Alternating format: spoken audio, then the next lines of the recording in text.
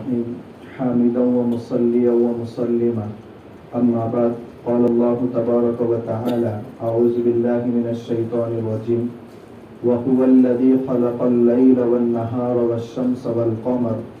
كل في فلك يسبحون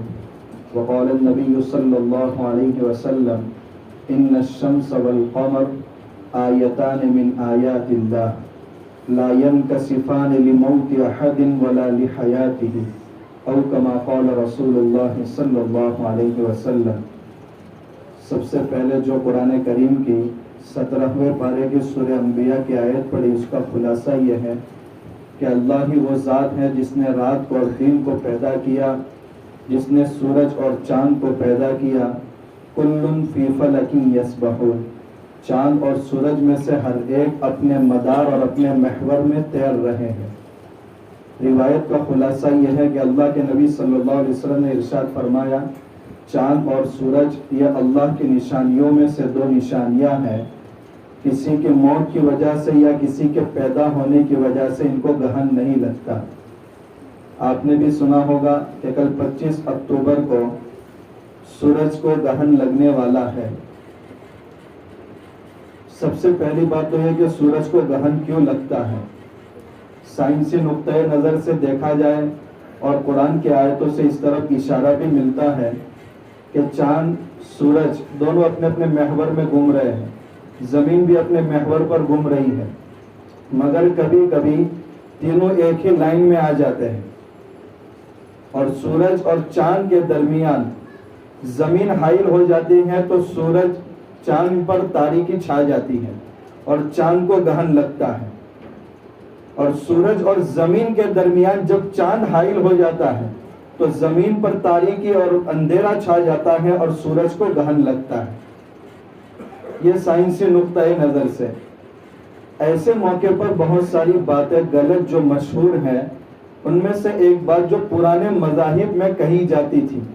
کہ جب دنیا میں ظلم عام ہو جاتا ہے اور حد سے زیادہ ظلم ہو جاتا ہے تو سورج کو یا چاند کو گرہن لگتا ہے۔ ایسے موقع پر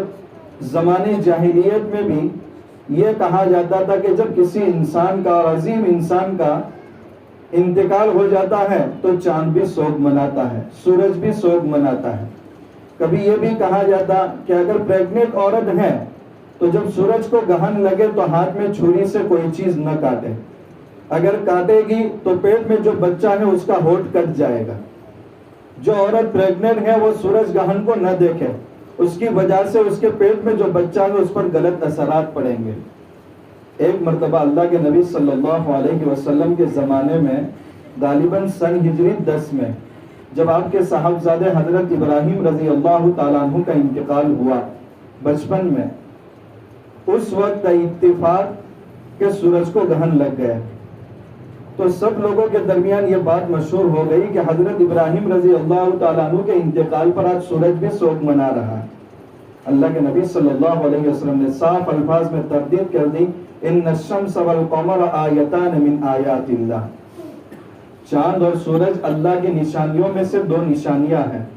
لا ينکسفان لموت احد، کسی انسان کے مرنے کی وجہ سے اور کسی کے دنیا میں آنے کی وجہ سے سورج اور چاند کو گرہن نہیں لگتا۔ ایک بڑی نشانی اللہ تعالیٰ کی قیامت ہے، اذا الشمس کورت، جب سورج بالکل بے نور ہو جائے گا تو اللہ تعالیٰ ان بڑی نشانیوں سے پہلے ایک نشانی بھی دکھاتے ہیں کہ جب سورج اور چاند کے درمیان یا سورج اور زمین کے درمیان جب چاند حائل ہو جاتا ہے تو سورج کو گرہن لگتا ہے۔ آج اس کا تھوڑا نور کم ہوا ہے، کل قیامت کے دن پورا نور کم ہو جائے گا۔ اس لیے آپ صلی اللہ علیہ وسلم نے فرمایا کہ یہ اللہ کی نشانیوں میں سے دونوں نشانیاں ہیں۔ ایسے موقع پر کیا کرنا چاہیے؟ اللہ کے نبی صلی اللہ علیہ وسلم کا عمل تھا کہ جب سورج کو گرہن لگتا آپ فوراً مسجد کی طرف دوڑ پڑتے اور 2 رکعت جماعت کے ساتھ نماز پڑھتے تھے، اور لمبی نماز، حتیٰ کہ صحابہ فرماتے ہیں کہ آپ صلی اللہ علیہ وسلم پر ایسا خوف طاری ہو جاتا تھا کہ کہیں قیامت تو نہیں آ گئی۔ آپ صلی اللہ علیہ وسلم خود اللہ تعالیٰ سے فرما رہے ہیں، یا اللہ تو نے ہی تو مجھ سے وعدہ کیا ہے وَمَا كَانَ اللَّهُ لِيُعَذِّبَهُمْ وَأَنْتَ فِيهِمْ، جب تک اے نبی آپ لوگوں میں رہیں گے ہم ان کو عذاب نہیں دیں گے۔ وما كان الله معذبهم وهم يستغفرون، جب تک آپ کی امت میں استغفار کرنے والے لوگ رہیں گے میں ان کو عذاب سے ہلاک نہیں کروں گا۔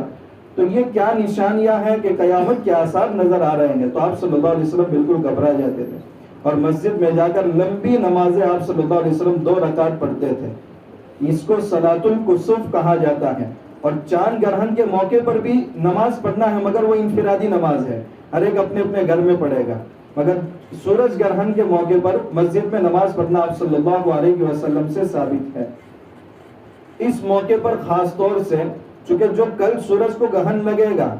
کبھی گہن جزئی طور پر لگتا ہے اور کبھی پورا کا پورا گہن لگتا ہے، مگر یہ کئی سو سالوں میں ایک مرتبہ ہوتا ہے، اور جزئی گہن تو کم سے کم سال میں 2-3 بار بھی ہوتا ہے۔ کئی علاقوں میں نظر آتا ہے اور کئی علاقوں میں نظر نہیں آتا۔ کل جو گہن لگے گا ہندوستان میں نظر نہیں آئے گا، پاکستان میں ہلکا سا اس کا اثر ظاہر ہوگا، باقی چین اور رشیا میں پورا کا پورا اس کا اثر ظاہر ہوگا۔ اس لیے ہمارے لیے تو کوئی نماز پڑھنے کا سوال ہی نہیں ہوتا، لیکن ایسے موقع پر اللہ تعالیٰ کی طرف ہم سب کو متوجہ ہونا ہے، کیونکہ جب زمین اور سورج کے درمیان چاند حائل ہوتا ہے تو ایک سیارہ ہے، دونوں اپنی طرف ان کی گریویٹی تیزی سے اپنی طرف چاند کو کھینچتی ہے، اور اگر چاند ایک طرف مائل ہو گیا تو دنیا میں بہت بڑا حادثہ بھی ہو سکتا ہے۔ تو ایسے موقع پر اللہ کی طرف ہمیں متوجہ رہنا ہے۔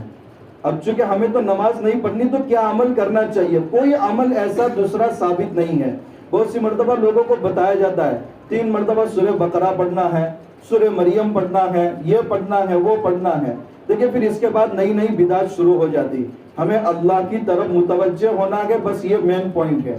اب اللہ کی طرف متوجہ صدقہ خیرات کے ذریعے ہو جاؤ،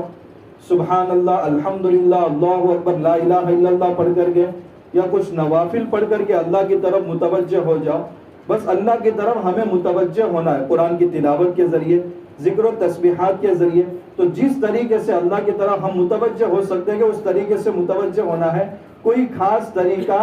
ثابت نہیں ہے۔